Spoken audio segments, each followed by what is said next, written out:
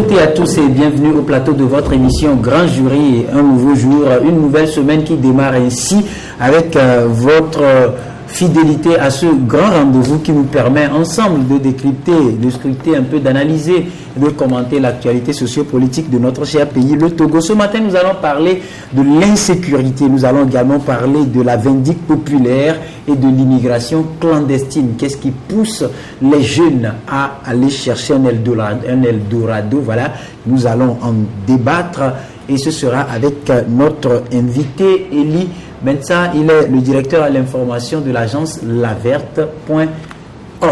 Voilà, donc merci donc à vous toutes et à vous tous qui nous suivez sur les écrans de la télévision Espoir 47 à Théviers, les ondes de Radio KNTB à Lomé, Radio VGK à Palimé, Radio Lumière à Anéro, et puis sur le web, trois liens finalement, puisqu'il y a le www.laverte.org qui vient s'ajouter au site qui reprennent donc notre émission en visuel, y compris le www.togovision.com, le www.ebenradio.com. Nous saluons toute l'équipe technique qui nous accompagne, les équipes au niveau des médias partenaires, sans oublier les auditeurs, ceux qui sont très fidèles à cette émission. Je m'en vais donc dire bonjour à Sir Adomayakor, et puis il aime bien cette salutation.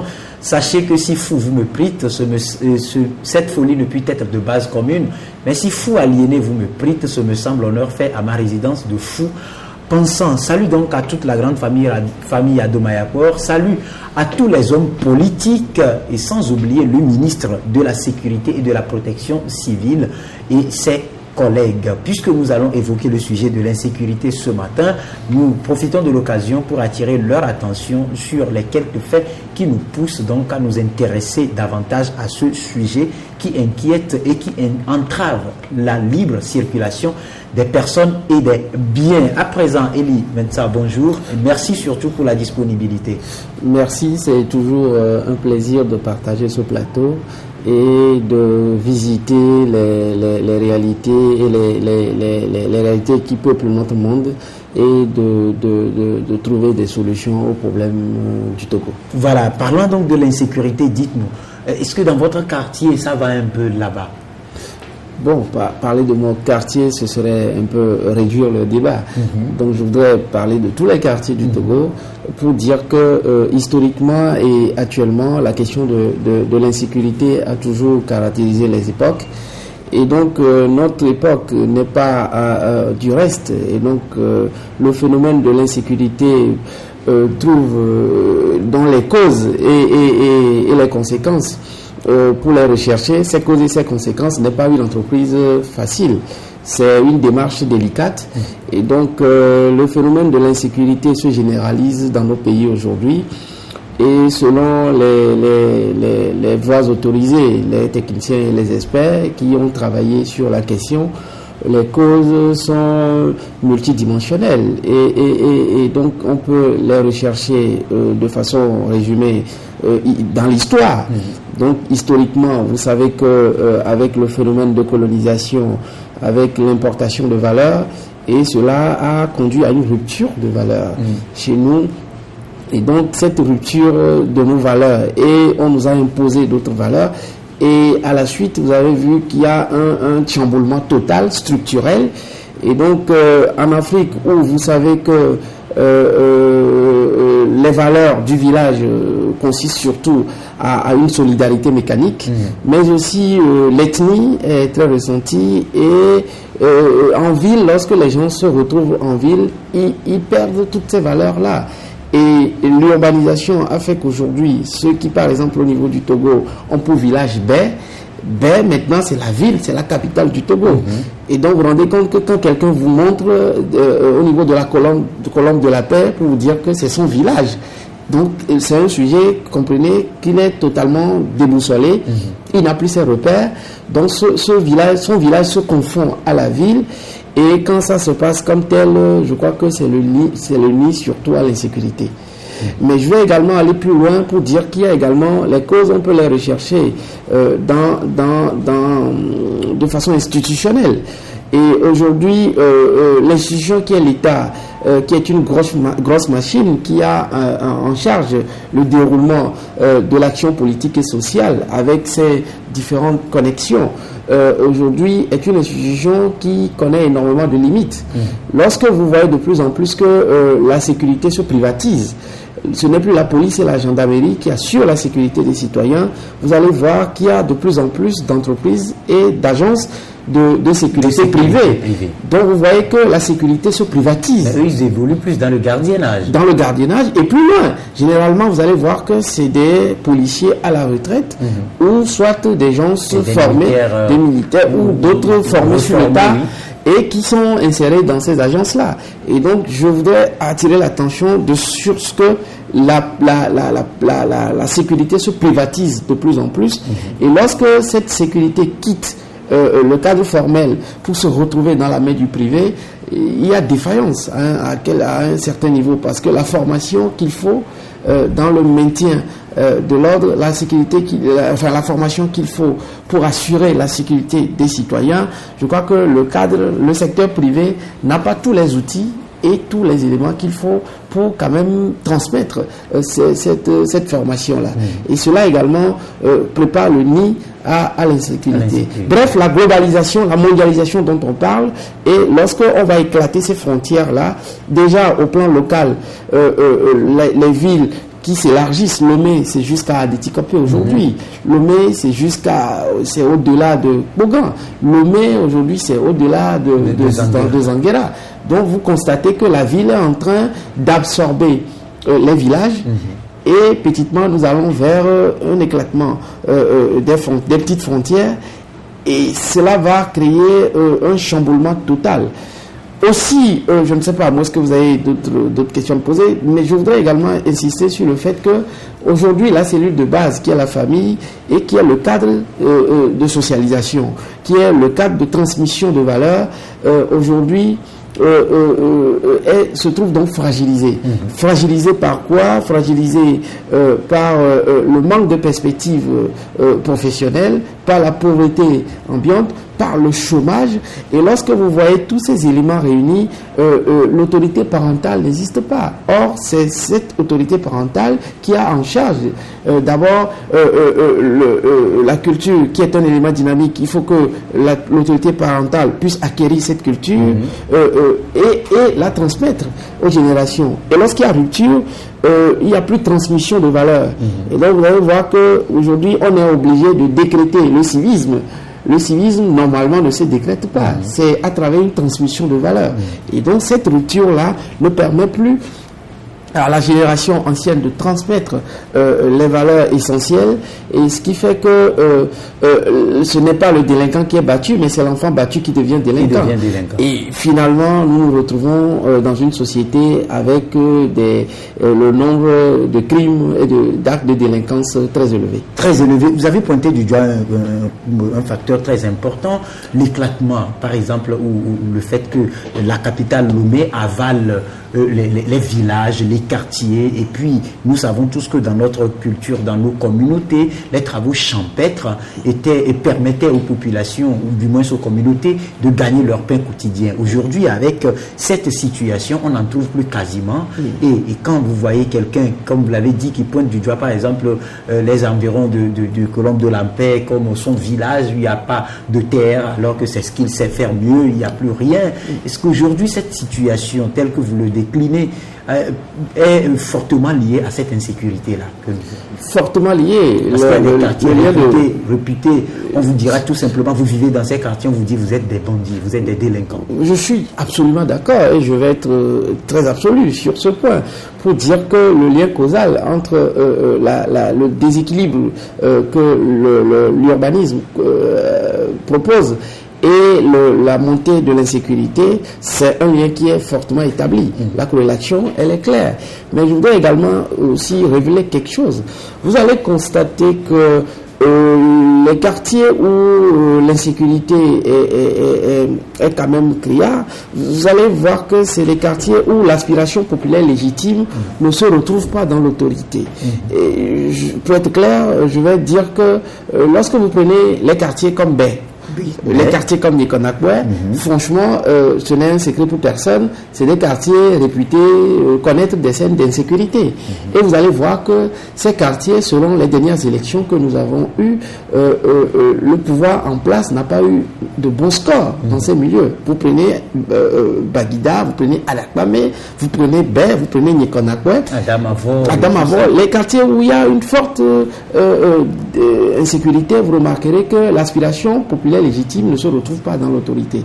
Et c'est pour cela que sur ce même plateau, une fois déjà, j'ai eu à dire que normalement le pouvoir devrait s'asseoir et quand même réfléchir sérieusement, voir la conduite à tenir pour que ces milieux qui sont hostiles au pouvoir, plus ou moins entre guillemets, hostiles dans l'opinion, hostiles dans la façon de voir la politique. Mais ce ne sera pas une manière de retourner au parti unique. Non, du tout. Mais c'est également la chance, c'est une chance pour le parti de prouver sa bonne foi, de prouver ses bonnes intentions à travers des réalisations précises dans ces milieux-là, et qui va conduire, n'est-ce pas, ces jeunes à se retrouver dans l'action du politique, dans l'autorité. Et donc, c'est également un facteur qui est non moins essentiel dans la démarche analytique de cette montée de l'insécurité. L'institution également qui est défaillante, c'est la prison. La prison qui devra être un cadre correctionnel, de réintégration et de resocialisation, si vous voulez, est surpeuplée, est vétuste et en totale inadéquation avec les réalités actuelles. Et quand c'est cela, vous constaterez que lorsque les prisonniers, et puis la prison n'offre pas la réinsertion, donc la prison devient une école de banditisme. Je suis formel là-dessus. Si la prison ne peut pas... Vous rentrez peut-être par erreur, mais vous le sortez après bien formé, diplômé en banditisme. Et donc, quand l'institution qui est la prison ne s'adapte pas aux réalités du moment, la prison va être une institution qui forme plutôt des criminels, beaucoup plus que des sujets qui sont appelés demain à réintégrer la société ou à être des acteurs actifs du développement de ce pays. Donc la prison, n'importe comment, doit devenir un cadre de socialisation ou de resocialisation, et donc cela doit passer par la réforme même de la justice. La réforme de la justice. On a vu des bâtiments qui ont été refaits avec des climatisations à gauche et à droite dans les bureaux, mais dans la pratique, la justice devra mieux s'intégrer au contexte actuel. La justice, aujourd'hui, on a besoin, vous imaginez que des gens se retrouvent en prison, des présumés coupables se retrouvent en prison des mois et des mois. Et donc, franchement, la justice a de sérieux problèmes. Vous remarquez également que dans un pays qui se veut démocratique, des gens également sont encore en prison pour leur opinion. Des gens restent toujours en prison malgré que des institutions supranationales ou suprarégionales aient donné quand même comment vous appelez ça, des arrêts qui ordonnent la libération. Seulement, nous sommes des pays indépendants, aucune institution ne peut nous dicter des ordres. Mais diplomatiquement, on a essayé d'enjoliver les mots et d'indiquer au Togo de permettre à ce que ces gens-là puissent sortir le temps que la justice fasse son coup. Maintenant, si l'État se refuse d'être rationnel, d'être démocratique, d'être politiquement correct, je crois qu'il y a une forte défaillance et donc nous allons de plus en plus vers la montée de l'insécurité. Est-ce qu'aujourd'hui, quand on pense sur le plan politique, nous savons que l'histoire du Togo, ce n'est pas tellement ça. Est-ce qu'aujourd'hui, par rapport à cette situation politique qui a pratiquement semé la division dans le pays, les communautés et qui se rébellent entre elles et tout, heureusement que nous ne sommes pas à l'image d'autres pays, mais aujourd'hui, est-ce qu'on n'a pas tendance que le Togo est en train de faire un chemin dangereux? Dangereusement, même ce matin, à la une des infos, des journaux, par rapport à l'expropriation des terres au niveau de Baie, vous avez vu que c'est des populations outrées. Et la violence dans les propos qui sont décidés à en découdre avec l'autorité. Et donc, quand ça arrive à un tel niveau, il y a matière à réfléchir, il y a matière aujourd'hui à réellement s'occuper de ce problème-là. Nous devons une fière chandelle. Nous devons un lourd tribut à Baie. Baie qui nous a acceptés, nous tous. Je ne suis pas de Baie, M. Audry. Si l'homme nous venons de quelque part. Que c'est eux qui ont fondé la ville de Lomé. Guitry a fondé la ville de Lomé. Et Baie, c'est la capitale Lomé. Aujourd'hui, lorsque vous remarquez que ces jeunes de Baie, dont les parents sont dépossédés de ces terres-là, leurs biens, se retrouvent dans la rue, totalement sans repère, c'est des jeunes révoltés. Et c'est des révoltes légitimes, ma foi. C'est des jeunes qu'on pouvait contenir dans un plan global d'insertion, de prise en charge et de politique globale, comme je disais, en prenant en compte ces cas-là. Sérieusement, il faut que l'État puisse revoir cette situation parce que Baie nous a fait beaucoup de choses. Nous qui venons d'un peu partout du Togo, aujourd'hui vous remarquez à Agoué, il y a même des Zongo à Baie. Il y a une forte communauté Kotokoli, Kabien et tout à Baie. Il y a les gens du lac, il y en a partout. Il y en a partout. Donc Baie nous a accueillis. Mais écoutez, on va pas parce que Baie nous a acceptés. On ne va pas leur arracher ce qui leur appartient. On ne va pas se donner à cet exercice-là. Même s'il faille l'arracher par nécessité, on pourra peut-être adopter une politique de réintégration sociale. Oui, mais il faut relever que ces dernières années, nous avions quand même appris que le gouvernement est en train de construire des logements sociaux, des logements sociaux pour non seulement accueillir les victimes liées au changement climatique avec les fortes pluviométries dans les milieux inondables comme Kagomé, Agapamé, Agoué et consorts, mais aussi pour quand même accueillir ces cas-là, des gens peut-être qui sont chassés de leur terre. On va voir dans quelle mesure les indemniser et également les ramener dans ces logements sociaux. Mais malheureusement, on nous a dit que ces choses vont être accélérées, mais jusqu'à ce jour, nous ne voyons rien se pointer à l'horizon. C'est une politique qu'il va falloir accélérer pour permettre à ces populations de se retrouver, d'avoir un cadre de vie, parce que le cadre de vie est essentiel pour l'homme pour pouvoir dérouler ses espoirs et ses envies. Donc l'État doit prendre à bras le corps cette problématique. Je voudrais également revenir parlant de changement climatique pour dire que les populations de plus en plus, ces derniers jours, j'étais sur le littoral où j'ai visité des gens et vous allez remarquer que la plupart d'entre eux vous montrent leur maison dans la mer. Ils vous disent, monsieur, ma maison c'était à tel endroit précisément. Il y a quelques mois, à Gbavi, il y a quelques mois. Voilà. La seconde route a été complètement avalée par la mer. Donc vous voyez que c'est des gens qui sont logés autre part maintenant à leurs frais, bien sûr, à leurs propres frais. Et ils sont à la merci de la nature. Ils attendent que Dame Nature soit clémente et pour que demain soit meilleur. Mais l'État ne fait pas tout ce qu'il faut. J'ai comme l'impression, on peut toujours réinsérer ces sujets-là. Et c'est des populations qui vivaient de l'exploitation de ces graviers, du sable, du gravier, l'élevage, et la pêche. Donc, ils ne se retrouvent pratiquement plus. Ce n'est pas des commerçants. Donc, il faudra leur proposer d'autres activités à faire.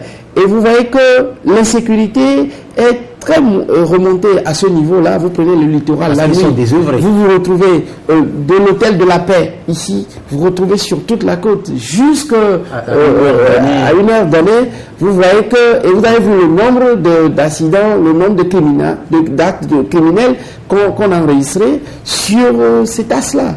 Donc, vous comprenez tout de suite qu'il n'y a pas d'effet sans cause. Donc, les causes sont là, nous les connaissons. Et il suffit que l'État mette les moyens pour qu'on puisse résoudre tant soit peu le problème de l'insécurité. Voilà, la nature est horreur du vide aujourd'hui. Des solutions sont adoptées de part et d'autre si les populations font appel à la vindicte populaire. Au niveau de l'autorité, on met sur pied la police de proximité. Alors, 2 solutions conflictuelles. Bien. 2 solutions conflictuelles.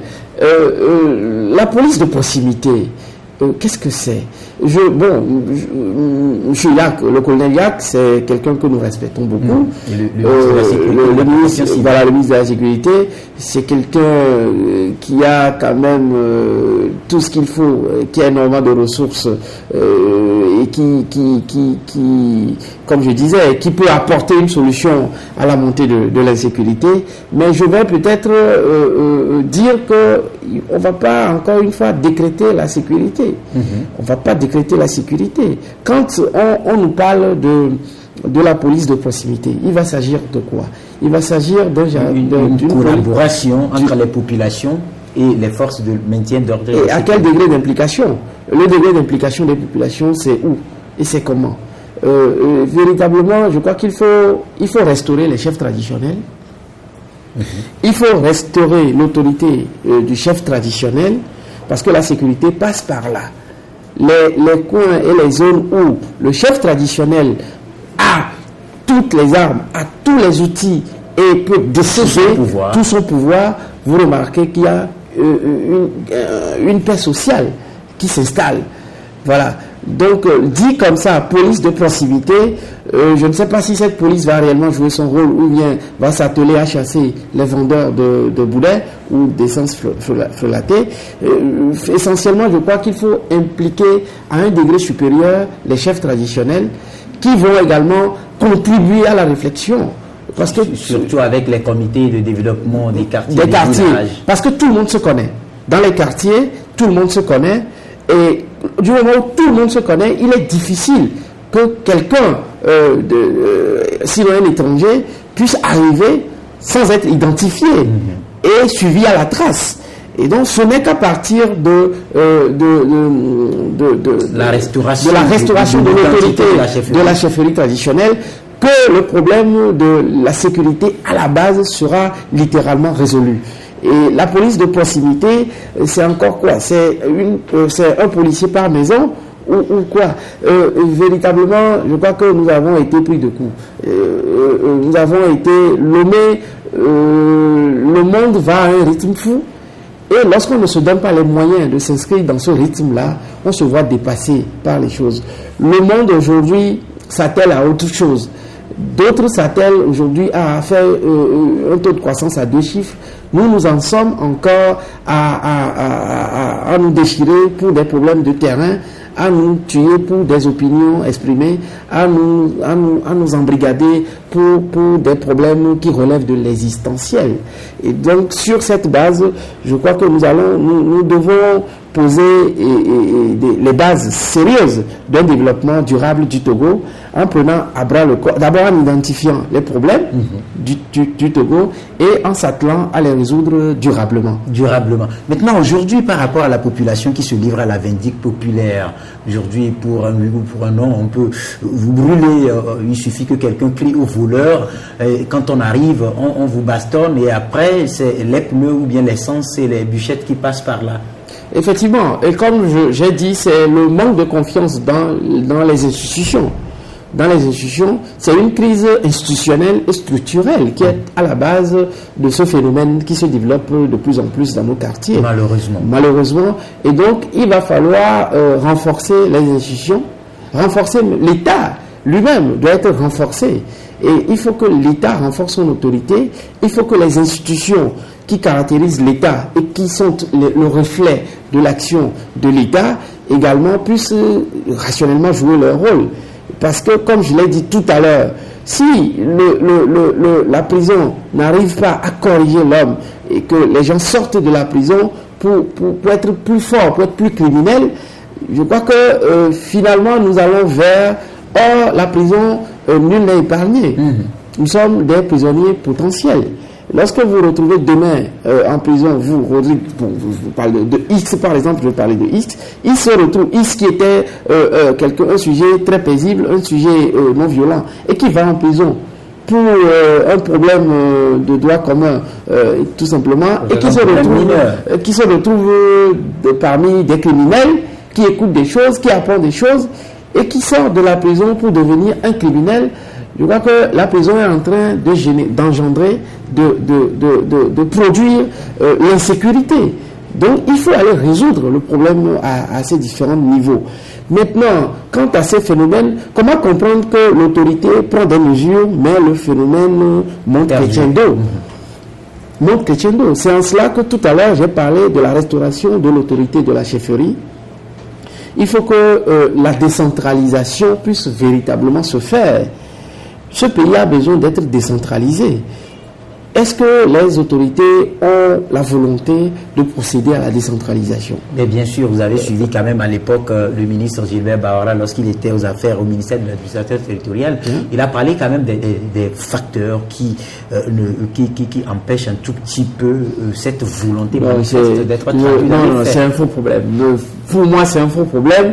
Je crois que le Togo est capable, dans le semestre à venir, le Togo peut organiser, s'il le souhaite, les élections locales. Mais vous n'êtes sans savoir qu'il y a des situations conflictuelles par rapport aux frontières naturelles telles que vous les avez mentionnées un peu plus, entre les communautés, les gens qui se revendiquent l'appartenance ou la propriété de certaines parcelles, ainsi de suite et tout, ce qui crée forcément des tensions qui amènent les gens à se régler les comptes avec des machettes, des gourdins, ainsi de suite. Effectivement.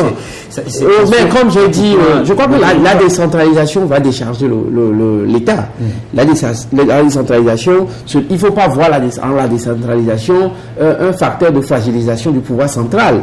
Non, c'est un soulagement du pouvoir central. Ça va permettre à l'autorité de se soulager, d'avoir les acteurs qu'il faut, au point qu'il faut, et pour que la diffusion de la décision puisse se faire, pour qu'on puisse l'exécution et le déroulement de la machine, de l'appareil qui est l'État, va se faire très facilement. Et en plus de cela, la décentralisation va permettre aux communautés de définir d'abord, d'identifier leurs problèmes, de définir leurs priorités et de mobiliser les ressources qu'il faut pour leurs problèmes, sans forcément attendre du pouvoir, parce qu'il va s'établir des coopérations directes avec d'autres localités, d'autres communautés, ailleurs en Occident ou un peu partout dans le monde. Et ça va permettre aux communautés d'avoir des plans directeurs, dans lesquels, parce que ces plans directeurs seront donc élaborés par ces propres communautés, et donc je crois que finalement, comme c'est le cas dans la commune de Tchévier, un plan directeur, même les activités sont prises en compte là-dedans, et puis tout ce qu'il y a comme projet tient compte des besoins réels. Effectivement, la communauté. Mais peut-être que le pouvoir central craint qu'à partir du moment où il y aura une forte décentralisation, et ça va entraîner une fragilisation du pouvoir central, comme je l'ai dit, et donc une fragilisation de l'État et de ses différents démembrements. Non, absolument. Moi, je pense que lorsqu'on va procéder à la décentralisation, les problèmes fonciers que nous connaissons peuvent trouver solution à partir de cet instant. Parce que l'autorité au niveau local, cela sera restauré, et cela va permettre, n'est-ce pas, au pays d'aller à un rythme beaucoup plus intéressant que ce qu'on connaît actuellement. Voilà, aujourd'hui, le phénomène de l'immigration clandestine, on en parle, sauf que si on reste un peu sur le plan national, on constate que la convergence des populations, des communautés rurales vers la capitale se fait de plus en plus grandissante, et puis aujourd'hui, on retrouve forcément des phénomènes tels qu'on les appelle entre griffes des bidonvilles qui se créent, et comme on l'a relevé un peu plus loin, ces bidonvilles aujourd'hui sont pointés du doigt dans les questions d'insécurité, tout et tout, par rapport à ce phénomène d'immigration. Oui, le phénomène des bidonvilles ne date pas d'aujourd'hui. Et ces bidonvilles sont le vivier des criminels. Comme par exemple en paludisme. Voilà, en paludisme, les eaux qui stagnent peuvent quand même constituer un vivier pour les moustiques et donc conduire à cela. Et c'est vrai, comme vous l'avez dit tout à l'heure, je crois qu'il faudra ces communautés-là, parce que ça commence petitement. Mais aujourd'hui, on remercie le Seigneur, on remercie quand même Dieu, parce que aujourd'hui, il y a de moins en moins de bidonvilles. Parce que avant, lorsque vous prenez des quartiers, des zones comme à Kolé-Sewa, il y a des bidonvilles. Et Dieu seul sait, à partir de 18 heures, qui sont ceux qui font la loi. Voilà. Et même l'autorité, la police avait du mal à rentrer dans ces bidonvilles-là.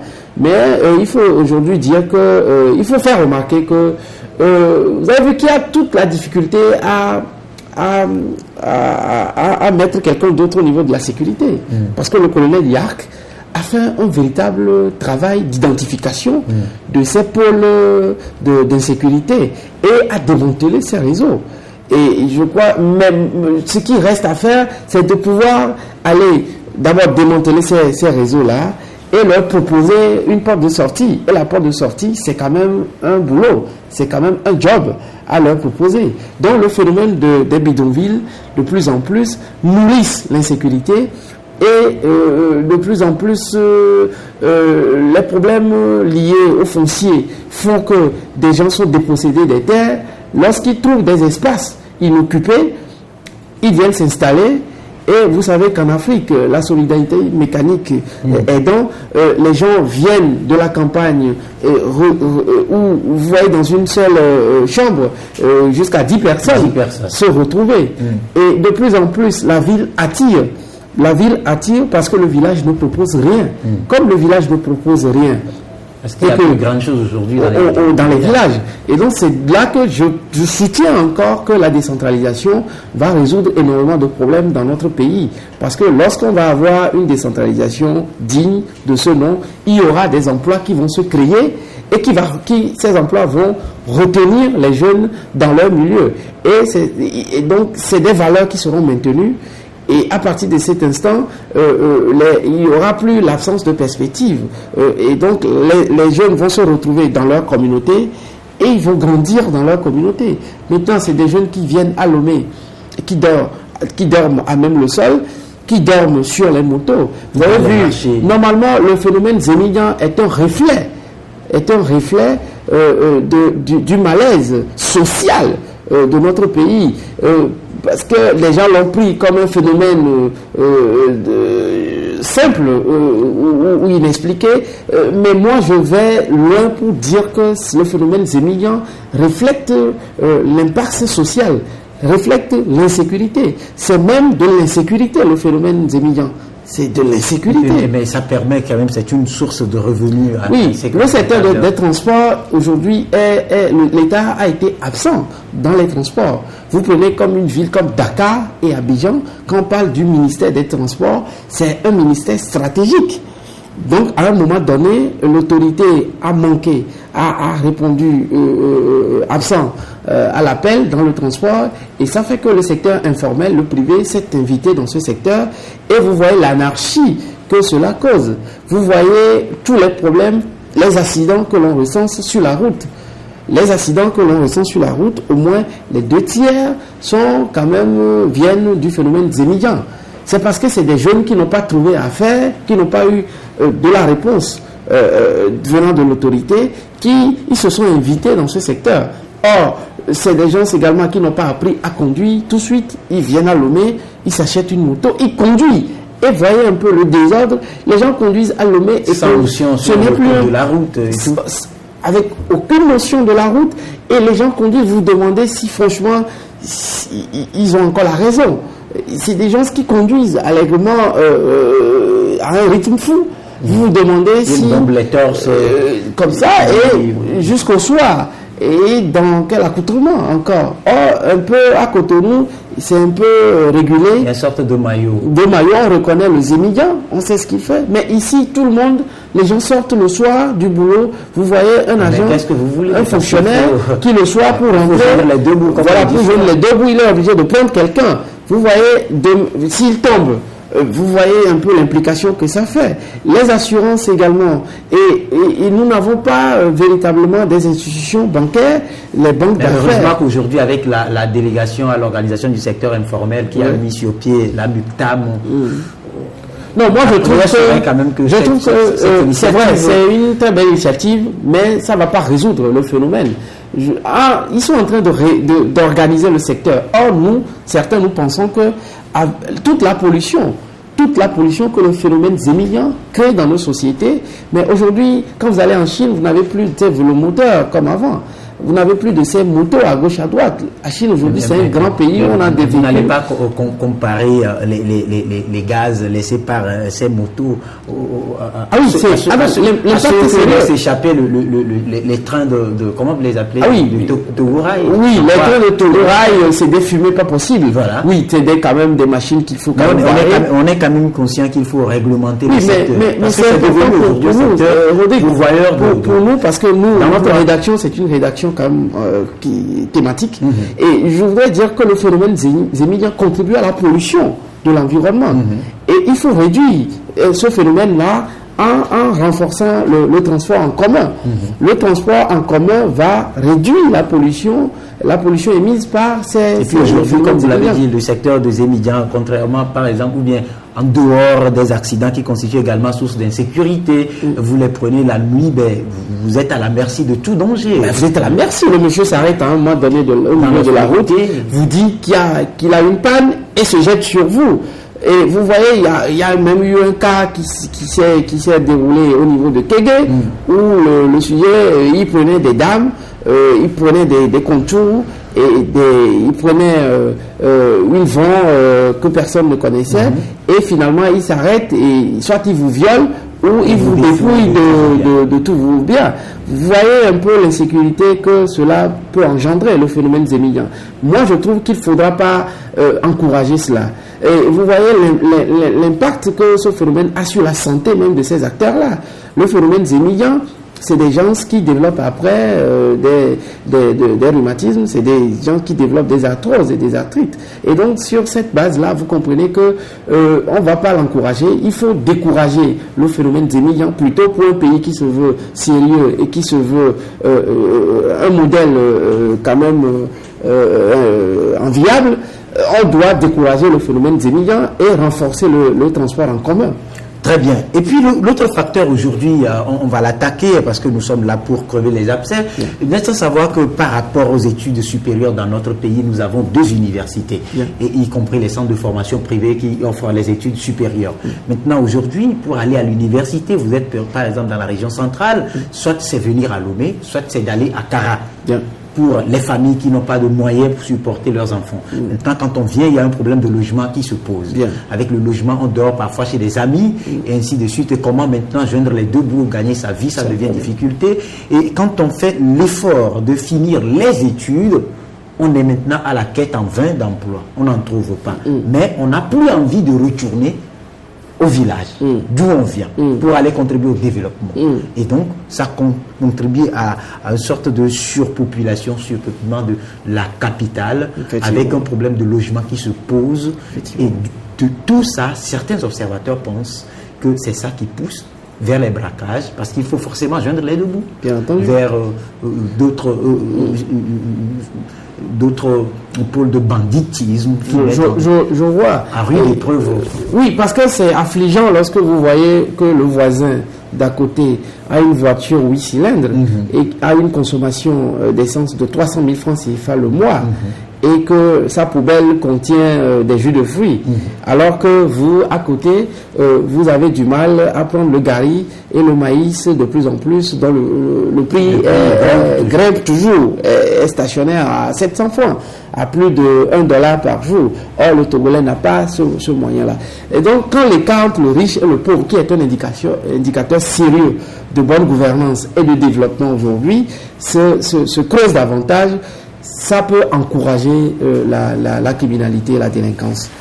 Également, lorsque le jeune se transporte sur Lomé pour suivre ses études ou sur Kara, parce qu'il vient acquérir de l'instruction. Et vous savez que lorsque l'instruction, vous savez que la cellule de base qui est la famille nous donne l'éducation. À la maison, c'est l'éducation. À l'école, c'est l'instruction. Et vous voyez aujourd'hui que l'éducation ne donne pas des perspectives professionnelles. C'est plutôt l'instruction qui vous donne des perspectives. Et lorsque vous mettez les deux, l'instruction et l'éducation, qui doivent normalement être en équilibre sur un plateau, et que c'est l'instruction qui l'emporte sur l'éducation, vous voyez que le sujet, il est totalement pris au dépourvu et il n'a plus ses repères. Comment voulez-vous qu'un jeune qui arrive à Lomé, qui vient pour ses instructions, reparte au village? Il va aller faire quoi? Le jeune, il a appris la gestion. Déjà, il se dit largement supérieur. D'une part, il y a le complexe de supériorité, mais d'autre part également, il est venu apprendre la comptabilité et gestion d'entreprise. Alors il n'y a pas ça dans son village. Dans son village, le petit commerce n'a pas besoin de comptable, forcément. Et la vieille d'à côté, c'est combien elle a vendu aujourd'hui, c'est combien elle a pris le taxi, elle défalque, elle a une comptabilité très primaire. Donc, on va pas en vouloir à ce jeune qui est resté à Lomé. Mais est-ce que Lomé lui donne tous les moyens qu'il faut? C'est la grande question. Et il y a une forte jeunesse. Je ne sais pas si nos autorités voient ça. Il va falloir pouvoir contenir, parce qu'il lui fallut anticiper normalement. Du moment où, après les années 90, vous avez vu les acteurs qui ont contribué au 5 octobre, c'était des jeunes. Et normalement, l'État devrait normalement voir que la jeunesse a des revendications légitimes. Et la jeunesse, la population togolaise est fortement jeune. Et pour cela, il faut quand même créer le cadre pour contenir professionnellement. C'est pour ça que l'État a proposé quand même des projets, comme vous prenez le Provonat, vous prenez par exemple pas mal de projets. Oui, c'est vrai. C'est vrai que ces projets, c'est des gouttes d'eau dans la mer, mais ces projets ont vraiment soulagé un certain nombre d'entre eux. Ça a vraiment permis à certains jeunes de se frotter au monde professionnel, d'acquérir de la compétence, parce que vous imaginez un jeune sorti avec un master de l'université de Lomé en gestion ne sait même pas manipuler un logiciel de comptabilité. Voilà. Donc c'est sur le terrain qu'ils apprennent cela. Mais aussi, je crois que nous sommes de ceux qui pensent que le phénomène des universités privées est une bonne chose. Parce que dans les pays, aux États-Unis par exemple, la plupart des universités sont privées. Donc c'est le privé qui propose la formation, avec un droit de regard de l'État sur le contenu et ses formations. Et surtout avec des salles de classe très aériennes, effectivement, qui ne sont pas surpeuplées. Voilà. Donc aujourd'hui, ces projets comme le Provonat et surtout l'ANPE, je crois que, finalement on a fait du Provonat une agence, mais l'ANPE, je vous en prie, même en France, nous avons ces agences-là. Normalement, je pensais qu'il faudrait mettre suffisamment de moyens au niveau de l'ANPE, parce que cette agence-là va permettre de donner de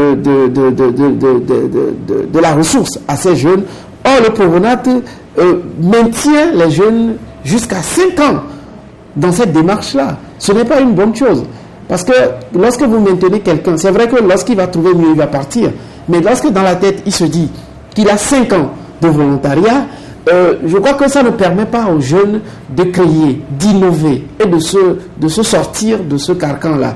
Mais l'ANPE, au contraire, propose 1 an. Donc, le jeune, à partir de là, va déployer suffisamment d'énergie pour que l'entreprise où il est inséré puisse le retenir ou bien lui-même élaborer un projet et le soumettre quand même aux autorités pour voir comment le secteur bancaire peut quand même financer ces projets-là. Donc voilà, grosso modo, parce que on est obligé de faire du coq à l'âne, parce que il y a problème à gauche, à droite, il y a urgence partout en ce moment, et donc finalement les jeunes ne se retrouvent pas. Lorsque nous voyons nos petits frères, on dit que tout le monde aujourd'hui comprend que lorsque vous travaillez, vous avez quand même plusieurs petits frères. Vous avez des parents derrière. Vous avez des amis. La lampe qui éclaire le village. Le village. Et cela également... avec quel salaire d'ailleurs? Ça vous fatigue. Vous également, ça ne vous permet pas de grandir, d'évoluer. Vous voyez? Et donc, le chômage est ambiant. Les jeunes chôment énormément. Je crois qu'il faut franchement aujourd'hui créer des emplois. Créer des emplois, contenir tout ce qui sort du système classique de l'éducation, parce qu'il y a énormément de déperdition scolaire, de plus en plus au niveau de la jeune fille qui devient mère à un âge très précoce. Quand vous voyez une jeune maman déjà à 12 ans qui porte un bébé, je crois que ça affecte l'évolution même du social. Le social prend un coup. Donc je crois qu'il faut... Parce que là, avec la jeune mère qui est à l'âge de 12 ans, quel genre d'éducation elle va donner? Elle n'a pas encore toutes les valeurs qu'il faut. Elle ne peut pas la transmettre. Voilà. Donc il y a réellement problème. C'est là où on remercie les agences du système des Nations Unies comme l'UNFPA aujourd'hui qui s'adonne à l'éducation avec son projet Condomize également, qui est un projet remarquable qui accompagne les jeunes. Donc fondamentalement, nous avons passé énormément de temps à nous occuper de la politique. Nous avons laissé de côté le social et aujourd'hui nous avons plus de problèmes au niveau social qu'au niveau politique. Mais tel que vous le dites sans vous couper, est-ce que la politique a réellement une part de responsabilité dans cette histoire d'insécurité? Parce que je m'explique un peu, vous voyez les sons de cloche discordants qui viennent, vous avez par exemple l'autorité qui dit il faut respecter les feux tricolores, vous avez par exemple entre l'opposition qui lance des appels à désobéissance civique, ainsi de suite. Vous voyez par exemple quelqu'un qui est en train de verser les ordures sur la voie publique, vous l'interpellez, la personne vous demande gentiment et allègrement s'il était en train de verser ça dans le salon de votre papa. Non, c'est vrai que les politiques ont démissionné. Sinon, normalement, lorsque dans ce pays, on a vu ces derniers temps, l'État a instauré le Togo propre, normalement, tous les partis politiques devraient s'inscrire dans cette démarche. Mais bon, en amont également, l'État n'a pas le pouvoir qui est quand même unir. Voyez-vous, n'a pas associé les autres. Normalement, ça devait être en amont une démarche qui associe les autres partis politiques collectivement, parce que nous ne parlons plus là de la politique. Nous pensons que ça a été société commune que nous aspirons à diriger. Effectivement. Et ce n'est pas l'actif forcément de unir. Je crois que tous les partis politiques devraient s'associer à cette démarche-là. Au moins, pour une fois, on va voir des oranges, des bleus, des jaunes et des verts et des rouges ensemble pour rendre Lomé ou le Togo propre. Pour une fois, ce n'est qu'à partir du moment où nous aurons foi dans ce pays que va naître véritablement une nation togolaise. Et c'est la nation togolaise qui va nous conduire à une cohabitation et à une paix sociale. Donc la paix sociale, les gouvernants, j'ai comme l'impression, ils se trompent de cible. Ils vont décréter des choses qui ne marchent pas, mais je crois qu'à partir du social, en créant le cadre et en créant les conditions pour que les Togolais puissent s'accepter.